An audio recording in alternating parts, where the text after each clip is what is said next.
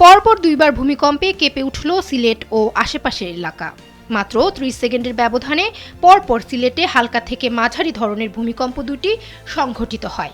এর মধ্যে একটির মাত্রা ৫.৪ এবং অন্যটি ৪.৯ মাত্রার ছিল। এই ভূমিকম্পের কম্পন বাংলাদেশের পাশাপাশি ভারতের আসাম রাজ্যেও অনুভূত হয়। পরপর দুইবার ভূমিকম্প সংঘটিত হওয়ার বিষয়টি মার্কিন ভূতাত্ত্বিক জরিপ সংস্থা USGS থেকে নিশ্চিত হওয়া গেছে।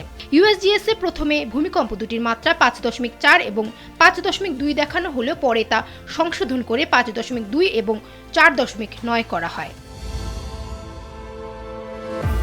কানাডার সাসকাচুয়ান বিশ্ববিদ্যালয়ের আবহাওয়া ও জলবায়ু গবেষক মোস্তফা কামাল পলাশও ভূমিকম্পের বিষয়টি নিশ্চিত করে। তিনি জানান, ভোরে একটি নয়, দুটি ভূমিকম্প হয়েছে। প্রথম ভূমিকম্পটির মাত্রা ছিল ৫.২ এবং দ্বিতীয়টির মাত্রা ছিল ৫.৪। তার ভাষ্য অনুযায়ী দ্বিতীয় ভূমিকম্পটি ভারতের আসাম রাজ্যে সংঘটিত হয়। আমেরিকান ভূতাত্ত্বিক অধিদপ্তর থেকে প্রাপ্ত তথ্য অনুযায়ী ভূমিকম্প দুটির উৎপত্তিস্থল ভূপৃষ্ঠ থেকে প্রায় ৩৫ কিলোমিটার গভীরে। মোস্তফা কামাল পলাশ বলেন, ৫.৪ মাত্রার ভূমিকম্প একটি মধ্যম মাত্রার ভূমিকম্প।